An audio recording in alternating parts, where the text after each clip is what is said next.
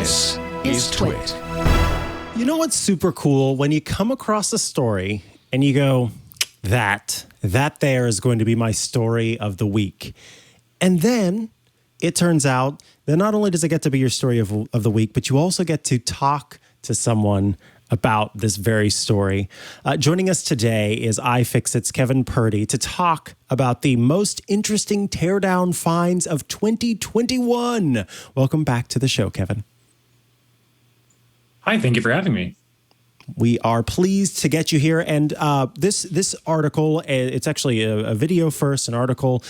You should go watch the video, go read the article by Michael Degnan. And you can correct me on that if I've mispronounced. But this piece kind of looks at some of the interesting finds that took place this year. And as we're wrapping up the year, this is a perfect time to talk about some of the different discoveries that you folks made. So I would love if you could kind of give us an overview of kind of for anyone who hasn't really heard of iFixit, which I think many of the people who are listeners will at least know the name. What does iFixit do before we kind of dig into these teardown finds? Yeah, sure. We want to help everybody fix everything. So toward that end, we offer free repair guides, step-by-step photos, how to get inside your device, how to fix things. And sometimes they're written by us. Most times they're written by the community, wiki style. And along with that, we also sell tools and parts that you might need to, get those things done. The dirty little business of commerce. But mainly we're just super interested in repair and fixing things. And so we toward that end, we take things apart as soon as we can get our hands on them, and that so we can show you, hey, here's what it was like to get inside. Here's what we found inside. Here's some interesting new stuff in here, and then also, of course, later down the road, we can then make a repair guide out of that process and others. Yeah, absolutely. This is iFixit is a tool in my toolkit for sure, along with supplying tools in my toolkit, and I fixed so many devices, including I remember the day that I got this. It was a Christmas gift. I'd been asking for it every single year, or not every single year, but every single day. Please let this be in my. It was the Kindle keyboard. And so I still have my Kindle keyboard because it is near and dear to my heart. And it is only because of iFixit that I am able to keep it running because for some reason those batteries in the Kindle keyboard just don't hold up for very long. So every once in a while it comes time to buy a new battery for it and replace that. And then also a Pebble smartwatch as well. I was so pumped whenever you folks got the batteries for those and we're able to. Yeah. And that was one of my favorite articles I wrote a couple of years ago was about the Pebble community that's keeping those running. The Rebel community. Cool. I'm sorry. REBBLE. Yeah. I love that article. Clever name. Yep. So let's talk now about kind of newer devices, as these were some of the teardowns that happened this year. Do we want to start at the top? Of course, we won't be able to cover all of them and wouldn't want to because we want folks to go and check out the great video and article that goes with it. But let's talk about the Z Flip 3 and what you folks discovered. Yeah. So if you look at our video, I mean, the real top line is we put it in a water tank. And if you don't remember the original Z Fold, which we don't have time, but it was a media scandal, a device design debacle, and a groundbreaking new device, all three in one. But the main thing is that it was so fragile that just kind of looking at it and saying a bad word seemed to break the screen or cause the hinge to stop working. But Samsung claimed like, hey, we've got these waterproofed, and so I went to the pet store with Taylor and we bought an aquarium and we put them in water and they survived. Samsung did a lot of interesting things to make them more waterproof, make them more durable, and it worked. We did it and we dropped them and they survived. And I said interesting, that does not mean repairable. The main thing there was adhesive. They used a lot of interesting kind of glued together gaskets to keep water out, which is going to be a pain for people who try to fix them themselves. But just from a pure engineering science perspective, we were like, wow, man, they called us and we called them on it and they delivered, at least on the waterproofing side. Yes. It's really interesting to kind of see the small components that were involved in that and the process that was involved in that. And so definitely worth checking that out, especially if you've got one of these devices to see what they've done there. And then don't drop your phone in water for fun though. I just want to I really want to be clear that even though you can get them for like $600 on deals, like don't drop them in water. Every device loses water resistance over time as glue breaks down, as seals get less and less secure. So, those are day one Z Flips and Z Folds going in that tank, just so you know. This next one is certainly a gasp moment because it's not typical of Apple, but apparently there was a slight shift in the repairability of the MacBook this year. Is that the case? Yeah, and it's part of an overall shift that Apple has taken this past year toward the pigs flying, record low temperatures in hell moment that we're seeing, where they are offering tools to individuals to fix their own devices. They say they're going to put out service guides. They backed down from a really nasty idea they had to disable Face ID for people who fix their own screens. And this is part of it. The MacBook Pro, the newest one that has the chunkier boy that has the ports that people actually want to use. What we found in there was pull tabs, which if you don't know, they're long strips of adhesive. They are super fun to pull. They make like a Looney Tunes sound as they come out of the device. And they're just, it's 2 or 3 or 4 or 5 tabs that you pull out instead of just a mass of glue that you have to soften with alcohol and butane and other things.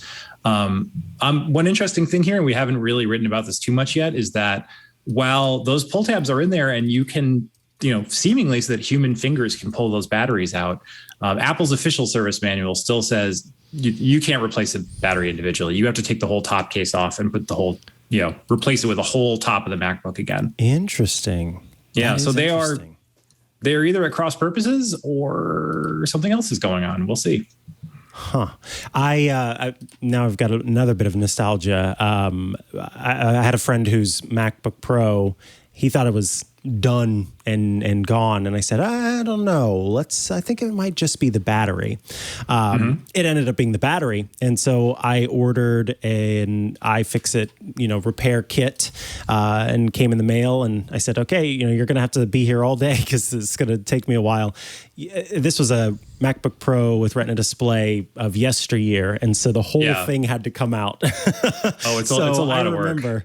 I remember putting on the gloves and, putting down that those chemicals that helped to remove the adhesive on the batteries. And I mean, everything had to basically come out of the device. So I was like, well, now's a good time. The whole thing can get cleaned out while we're in here and then put it all back together. And I mean, there's no way I could have done that without the excellent repair guides that were there.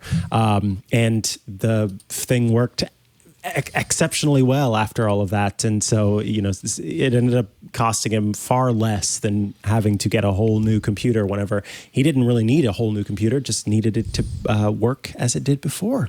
Yeah. I mean, batteries for laptops are like, they remind me of how sometimes you're like, I feel terrible. I need to quit my job. My life is in shambles. And like, am I depressed or am I just hungry? Do I just need a snack? And sometimes when you replace the battery in a laptop, it's like, oh, you just needed a snack, huh, man? Like, oh, okay, you're doing much better now.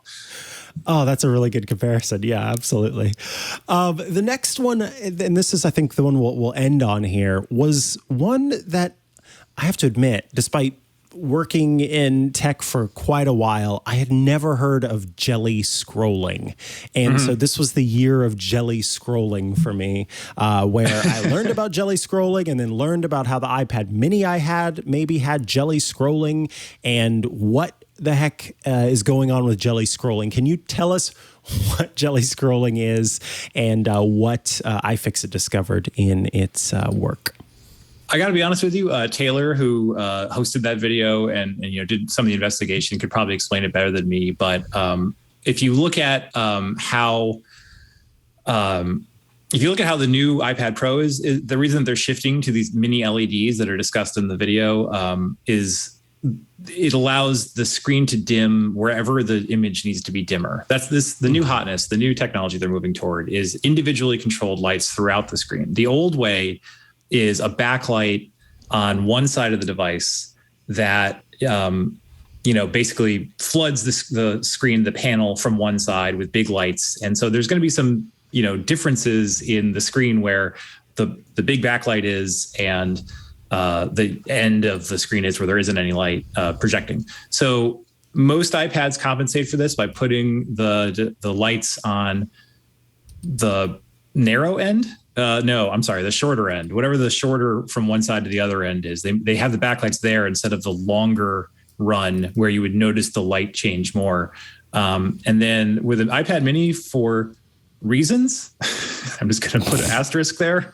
For reasons, they actually put the backlights on the other side, the longer side, I believe, of the screen. And so what you're seeing when you're jelly scrolling is the very, very slight difference in refresh between one side of the screen and the other. And you would only really see it if you were, moving something dark through the screen. Is that about right? Or am I completely wrong? You can let me know. No. So yeah, this was a whole kind of education in screen refresh rates and how yeah, absolutely. So the important thing is, when you looked at it, if you looked at it in just the right way and at just the right time and scrolling at just the right speed, you would see that jelly scrolling. Yes. Okay.